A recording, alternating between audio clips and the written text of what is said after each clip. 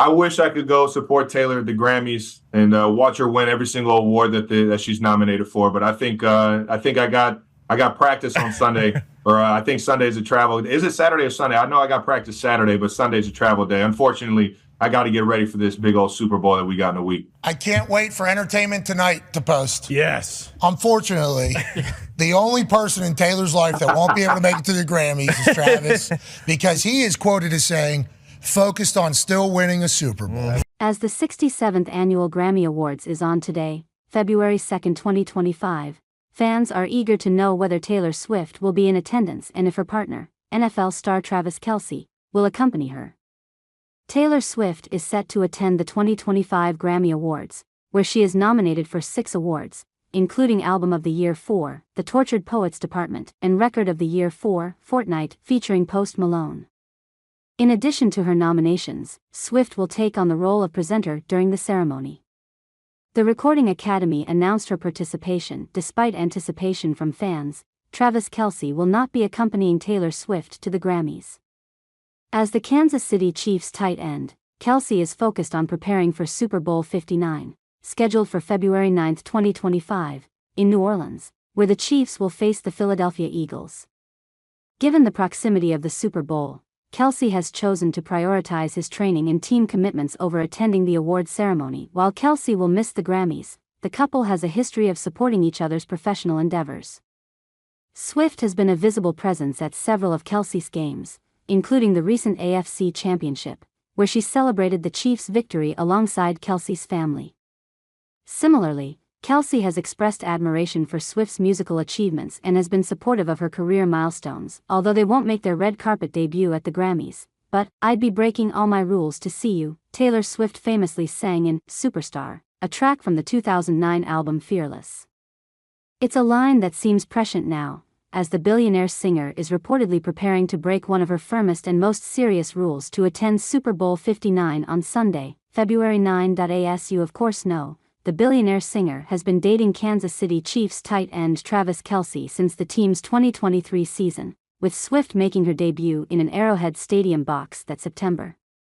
While neither Swift nor Kelce confirmed they were dating at the time, Taylor Swift later said that while that game was the first time we saw the couple in public, this all started when Travis very adorably put me on blast on his podcast, which I thought was metal as hell. Swift said of a July 26 episode of Kelce's New Heights podcast in which Kelce complained that he was unable to meet Swift after the Kansas City stop of her Eras tour, "I was disappointed that she doesn't talk before or after her shows because she has to save her voice for the 44 songs that she sings," Travis said of his July 2023 attempt to meet the star. "So I was a little but hurt I didn't get to hand her one of the bracelets I made for her. We started hanging out right after that," Swift said a few months later. "We actually had a significant amount of time that no one knew, which I'm grateful for because we got to know each other. By the time I went to that first game, we were a couple. I think some people think that they saw our first date at that game.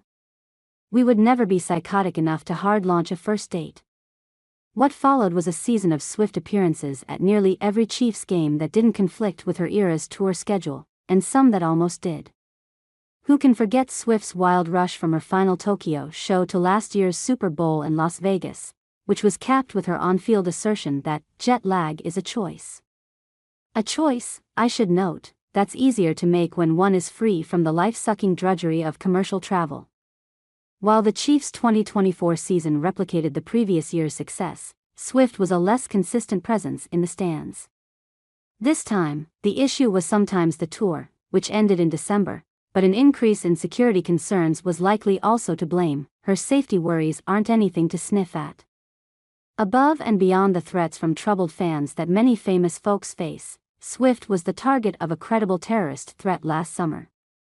Since then, President Donald Trump has announced that he hates her, and Elon Musk, the alleged brains and power behind the Trump throne, has creepily offered to impregnate her and has spread a false and altered image of Swift making a white supremacist gesture. Given all that, you can see why Swift has restricted her game day attendance this season to matches the Chiefs play at home, where her security team knows the lay of the land. But all that will change on February 9th. When the Chiefs attempt to be the first team ever to win 3 Super Bowls in a row according to Page 6, Swift's attendance has been confirmed to the publication, though no official announcement has been made. Vanity Fair reached out to a Swift representative for comment, but has not received a response as of publication time. If correct, this will be Swift's first non-Arrowhead game this season, as well as her first visit to the Superdome since October, when her tour played 3 shows in the arena. Keeping Swift safe when she's the main event is one thing, but securing the singer in the melee of the Super Bowl is another. But according to Kelce, the folks tasked to protect her are the best in the business. If I would have pushed him, he probably would have turned around and tossed me, Kelce said in 2023 after onlookers suggested he'd butted up against her security team. They're great, they're good people. While brothers Travis and Jason Kelce poked fun at NFL fans claiming this season's playoffs were rigged in favor of the Kansas City Chiefs so Taylor Swift will attend the Super Bowl and boost ratings, during his Friday appearance on his brother's, they call it late night, show, via a video call, Travis said he would have, 100%, been there in person if the Chiefs had lost their AFC Championship game against the Buffalo Bills. The former Philadelphia Eagles player jokingly blamed Bills quarter Josh Allen's poor performance for Travis' absence, saying, "Damn it, Josh, why'd you have to ruin this?" After Travis defended Allen, saying, "Don't blame Josh. He played his tail off," Jason took a shot at the ongoing conspiracy theory. Who do I blame? The officials? Jason hilariously continued. Travis then coyly responded, "I thought it was fair." "You did?" "Sure. Yeah, you and nobody else," Jason quipped after a controversial call was made in the team's recent win. Many football fans, including comedian Bill Burr and ESPN talking head Skip Bayless, began to question the fairness of the game. Last week, Bayless insinuated that the league is fixed not only in favor of the Chiefs, but also for the benefit of Swifties whose viewership has turned the pop star into a one-woman ratings juggernaut.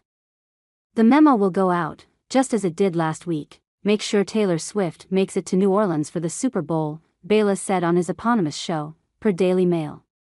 Without her, the NFL loses millions and millions of viewers who will tune in, mostly to see what she's wearing up in that Superdome luxury box.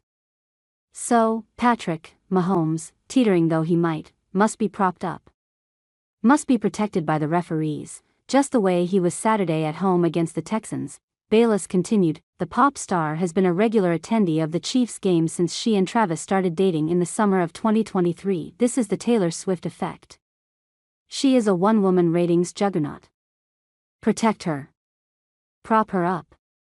Award her boyfriend's team with phantom penalties. Get them to New Orleans.